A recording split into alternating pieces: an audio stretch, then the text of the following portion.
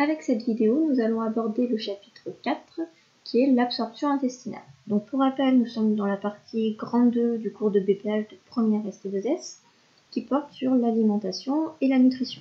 Nous avons vu précédemment ce qu'était la différence entre un aliment et un nutriment et nous avons vu aussi quelle était l'organisation du système digestif, c'est-à-dire son anatomie et son histologie.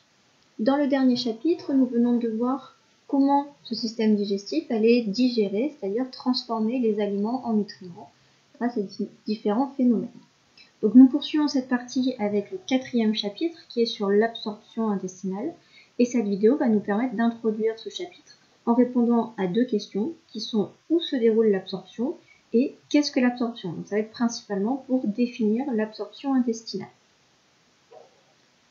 Donc nous allons commencer avec un petit rappel sur la digestion. Donc digérer, c'est bien le fait de transformer les aliments en nutriments et ça va faire intervenir des phénomènes qui sont mécaniques et des phénomènes qui sont chimiques.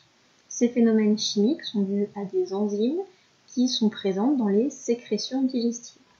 Donc si on reprend très rapidement, notre aliment, on le met dans la bouche. Au niveau de la bouche, il va y avoir une première digestion mécanique par la mastication et une digestion chimique grâce à la salive qui contient une enzyme qui est l'amylase qui est capable d'hydrolyser l'amidon.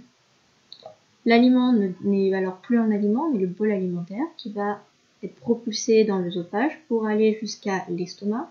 Dans l'estomac, on va avoir un deuxième phénomène de digestion mécanique qui est le brassage et également une digestion chimique qui est due à la pepsine qui est une enzyme qui va hydrolyser les protéines. Le chyme va alors aller dans l'intestin grêle. Au niveau de l'intestin grêle, au niveau de la première partie de l'intestin grêle, qui s'appelle le duodénum, ce chyme va rencontrer différentes sécrétions, qui sont les sécrétions pancréatiques et également la bile, qui vont permettre de continuer la digestion des glucides, des protéines et des lipides.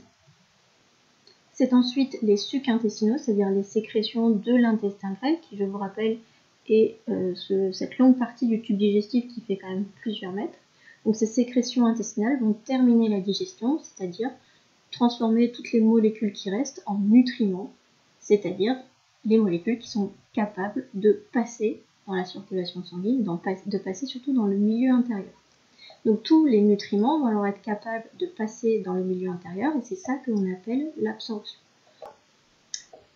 Le reste des aliments qui n'a pas été digéré va aller dans le gros intestin où cela va être déshydraté pour finir par former les fécès, que l'on appelle aussi les selles.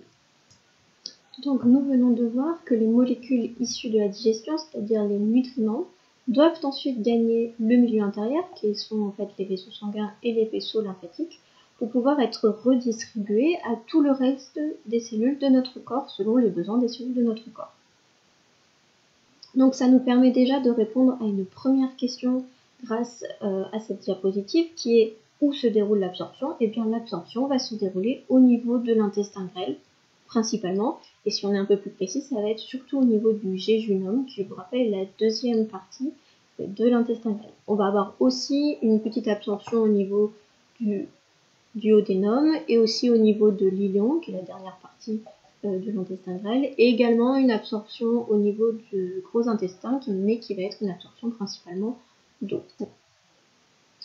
Donc nous venons déjà de définir un petit peu l'absorption. Donc on a déjà dit que l'absorption se déroulait au niveau de l'intestin grêle et qu'en fait l'absorption c'est le passage des nutriments de la lumière de l'intestin grêle, c'est-à-dire de l'intérieur du tube digestif, vers le sang ou la lymphe qui est en réalité le milieu intérieur. Donc on va regarder un peu plus précisément ce schéma. Donc sur ce schéma en fait, ici ça correspond à la lumière intestinale, c'est-à-dire le trou, on peut dire, du tube digestif, là où va circuler les aliments. Et ici, ça correspond au vaisseau sanguin ou au vaisseau lymphatique, qui est donc le vaisseau qui contient soit le plasma, soit la lymphe, et donc qui contient le milieu intérieur. L'absorption, c'est le passage des nutriments de la lumière intestinale vers le milieu intérieur, qui est représenté par cette flèche rouge. Donc ça nous montre qu'en fait, le nutriment, pour pouvoir passer dans ce milieu intérieur, il va devoir traverser des cellules et traverser dans un premier temps les cellules que l'on retrouve ici, qui sont les cellules de l'intestin grêle que l'on appelle des entérocytes. Donc cyte, je vous rappelle en terminologie, c'est cellules, et entéro, ça va être l'intestin grêle, donc entérocytes. ça va être les cellules de l'intestin grêle. Donc si on résume la définition de l'absorption, c'est le passage des nutriments de la lumière de l'intestin vers le milieu intérieur qui peut être soit le sang, soit la lymphe, en traversant les entérocytes, et ce processus a lieu pour sa majeure partie dans le jéjunum, qui est une partie de l'intestin grêle. Donc pour terminer, je vais vous présenter le plan du chapitre. Donc dans une première partie, on va s'intéresser à la muqueuse intestinale et on va voir en fait comment sa structure permet de favoriser l'absorption, donc comment on a une structure qui est particulièrement adaptée à la fonction d'absorption. Nous verrons ensuite dans une deuxième partie comment les nutriments sont-ils absorbés, c'est-à-dire comment ils sont capables de passer à travers ces cellules de l'intestin grêle. Dans un grand 3, nous verrons les voies de l'absorption, c'est-à-dire une fois que les nutriments ont réussi à passer ces entérocytes, où est-ce qu'ils vont aller. Et enfin, dans le grand 4, nous verrons à travers une activité, une pathologie qui est l'alactasie, qui correspond en fait à une intolérance au lactose, et nous verrons que ça entraîne des anomalies d'absorption, et plus précisément des anomalies d'absorption de l'eau, qui peuvent provoquer différents symptômes.